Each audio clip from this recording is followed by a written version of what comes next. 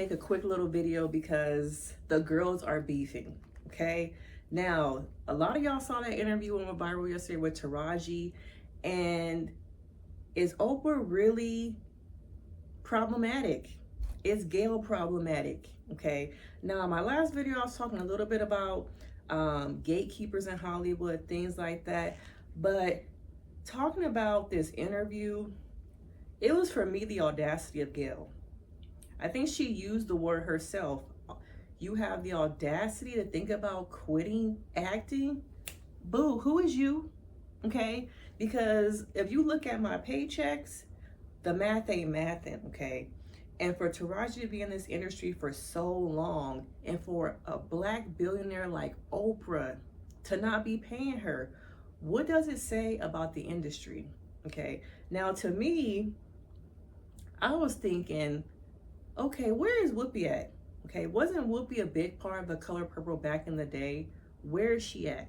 Okay, because then I started going down this rabbit hole, and apparently the girls got beef. Okay, Whoopi got beef with Oprah. Now Taraji got some beef with Oprah. The girls are beefing. Okay, people are tired of the bull. Okay, they tired of the BS. Pay me my money.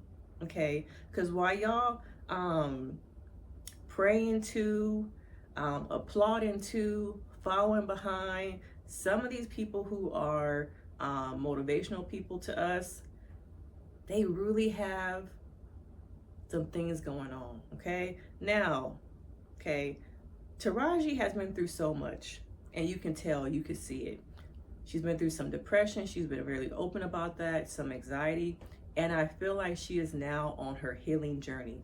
And part of that is having a voice and speaking up. Maybe before she was afraid to say things, but now people are tired.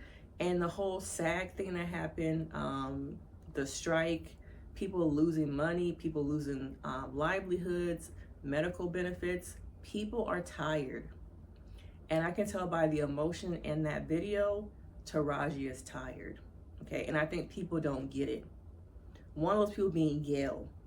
Okay, and the way she approached her in that interview about, I don't know if it was for like clickbait, but I feel like Gayle is a little bit out of touch with reality.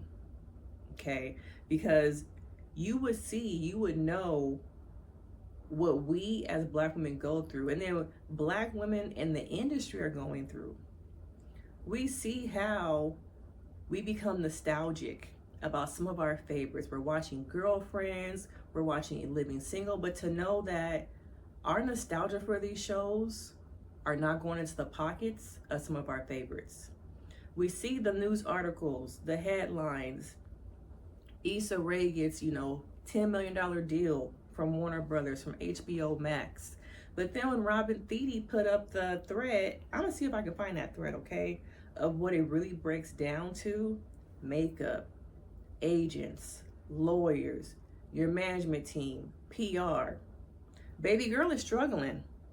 Issa might not be struggling, but some of these people are struggling, some of our favorites, okay?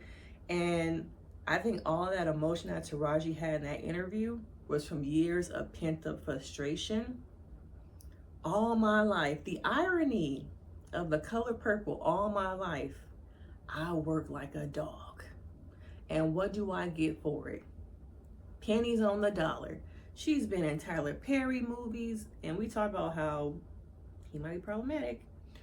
She's been in Empire. She was in Hidden Figures. Didn't that movie get nominated or win an Academy Award or something? It don't make no sense.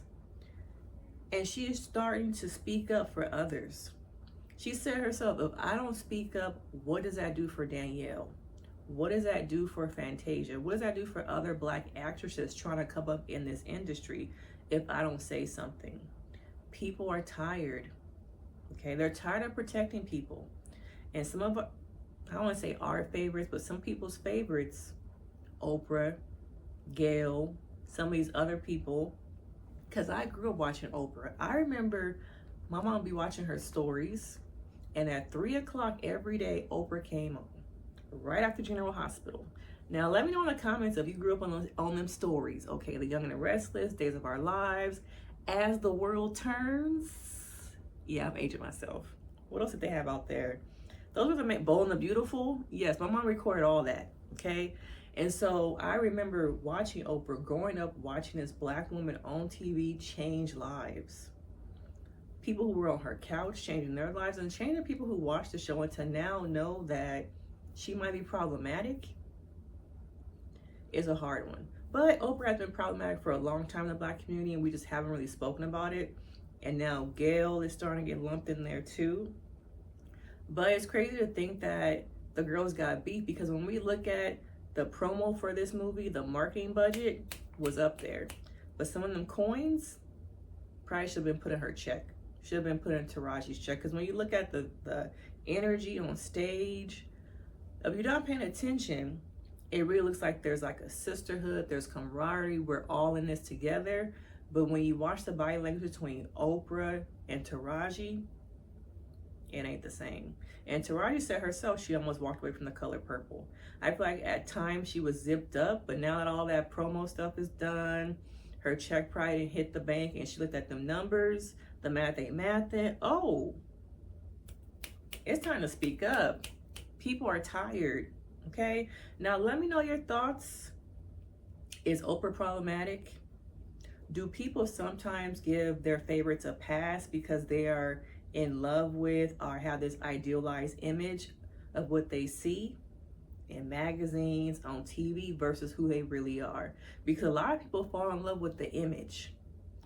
Oprah the image versus Miss King, Gayle King, all the people behind that image, behind the makeup, the hair, the Ozempic.